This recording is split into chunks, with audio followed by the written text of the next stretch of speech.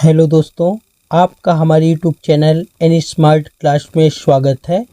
आज हम आपके लिए बाल विकास के बेहद महत्वपूर्ण प्रश्नोत्तर लाए हैं। हम ऐसी अपेक्षा करते हैं कि ये वीडियो आपके लिए संविदा वर्ग 3 पात्रता परीक्षा में 10 अंक लाने के लिए कारगर साबित होगा। तो चलिए शुरू करते हैं। तो आज का प्रश्न 1 है, बाल विकास के मुख्य चरण कितने होते हैं? तो जो इसका उत्तर हो जाएगा, 4 मुख्य चरण होते हैं। शैशवावस्था, बाल्यावस्था, किशोरावस्था और युवावस्था। इसके बाद अगला प्रश्न है, जीन पियाजे ने बाल विकास में किस सिद्धांत की स्थापना की? तो जो इसका उत्तर हो जाएगा, संज्ञानात्मक विकास का सिद्धांत। इसमें 4 चरण बताए हैं: संवेदी, ग्रहणात्मक, पूर्व संक्रियात्मक, ठोस संक्रियात्मक और औपचारिक संक्रियात्मक। इसके बाद अगला प्रश्न है, सिगमंड फ्रायड ने मनोवैज्ञानिक विकास के सिद्धांत में कितने चरण होते हैं? जो इसका उत्तर हो जाएगा, 5 चरण होते हैं: मुखीय, गुदीय, लैंगिक, अवसादी और यौनिक। इसके बाद अगला प्रश्न है, कोहलबर्ग का नैतिक विकास का सिद्धांत कितने स्तरों में विभाजित है? तो जो इसका उत्तर हो जाएगा, 3 स्तरों में: पूर्व परंपरागत, परंपरागत और पश्चात परंपरागत। इसके बाद अगला प्रश्न है, वाइगोत्स्की के अनुसार बच्चों का संज्ञानात्मक विकास किस पर निर्भर करता है? तो जो इसका उत्तर हो जाएगा, सामाजिक सांस्कृतिक संदर्भ पर। वाइगोत्स्की के अनुसार बच्चे अपने आसपास के लोगों से सीखते हैं। इसके बाद अगला प्रश्न है, सीखना देखकर और अनुकरण करके होता है, यह सिद्धांत किसने दिया? जो इसका उत्तर हो जाएगा, अल्बर्ट बांदुरा ने सामाजिक अधिगम का सिद्धांत दिया, जिसमें मॉडलिंग और अनुकरण का महत्व है। इसके बाद अगला प्रश्न हो जाएगा, बाल विकास में आत्म संवेदना का महत्व क्या है? तो जो इसका उत्तर हो जाएगा, आत्म संवेदना से बच्चों में आत्मविश्वास और अपनी क्षमताओं का ज्ञान विकसित होता है, जो उनकी सीखने की प्रक्रिया को प्रभावित करता है। इसके बाद अगला प्रश्न हो जाएगा, समावेशी शिक्षा का क्या अर्थ है?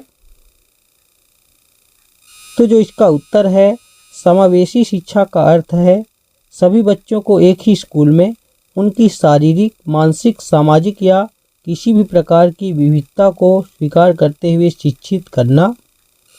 इसके बाद अगला प्रश्न है, बच्चों की सोचने की प्रक्रिया का विकास किस आयु में सबसे तेजी से होता है?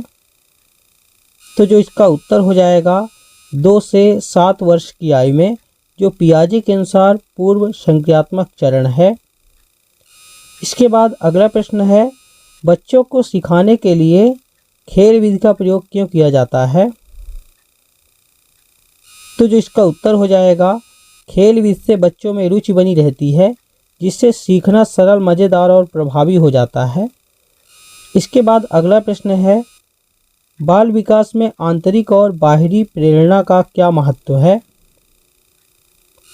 तो जो इसका उत्तर हो जाएगा, आंतरिक प्रेरणा बच्चों को खुद से सीखने के लिए प्रेरित करती है, जबकि बाहरी प्रेरणा पुरस्कार या प्रशंसा द्वारा उन्हें आगे बढ़ने के लिए प्रोत्साहित करती है। इसके बाद अगला प्रश्न है, जॉन वोवल्बी का अटैचमेंट थ्योरी किस पर आधारित है? तो जो इसका उत्तर हो जाएगा, इस सिद्धांत के अनुसार बच्चों का माता पिता के साथ जुड़ाव उनके सामाजिक और भावनात्मक विकास में महत्वपूर्ण भूमिका निभाता है। इसके बाद अगला प्रश्न है, बाल विकास में अधिगम क्या है? तो जो इसका उत्तर हो जाएगा, अधिगम एक सतत प्रक्रिया है, जिसमें बच्चे अनुभवों, अभ्यासों और शिक्षा से नई जानकारी प्राप्त करते हैं और व्यवहार में परिवर्तन लाते हैं। इसके बाद अगला प्रश्न है, पियाजे के संज्ञानात्मक विकास में ठोस संक्रियात्मक चरण की विशेषता क्या है? जो इसका उत्तर हो जाएगा, ठोस संक्रियात्मक चरण में बच्चों की तर्क क्षमता विकसित होती है। वे चीज़ों को समझने में सक्षम होते हैं, लेकिन सोचने की प्रक्रिया ठोस होती है।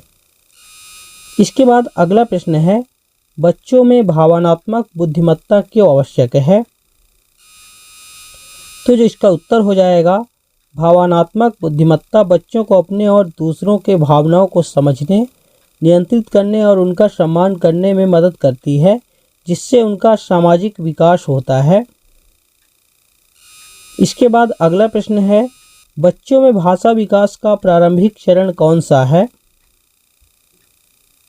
तो जो इसका उत्तर हो जाएगा, प्रारंभिक अवस्था में बच्चों में ओंठ, जीभ और गले की आवाज़ का प्रयोग होता है, जिसे कोइंग कहते हैं। इसके बाद धीरे धीरे वे शब्द और वाक्य बोलना शुरू करते हैं। इसके बाद अगला प्रश्न है, एरिक्सन के विकास सिद्धांत में पहचान बनाम भूमिका भ्रम किस आयु में होता है? जो इसका उत्तर हो जाएगा, यह चरण किशोरावस्था में होता है, जब बच्चे अपने जीवन का उद्देश्य और पहचान बनाने का प्रयास करते हैं। इसके बाद अगला प्रश्न है, बाल विकास में अवलोकन से क्या तात्पर्य है? जो इसका उत्तर हो जाएगा, अवलोकन से बच्चों के व्यवहार, मानसिकता और उनकी सोचने समझने की क्षमता का अध्ययन किया जाता है। दोस्तों, इस तरह के वीडियो पाने के लिए आप हमारे चैनल को सब्सक्राइब करें और इस वीडियो को ज़्यादा से ज़्यादा लोगों तक शेयर करें, जिससे वो भी इस वीडियो का लाभ उठा पाएँ। तो फिर मिलते हैं अगले वीडियो में, तब तक के लिए जय हिंद।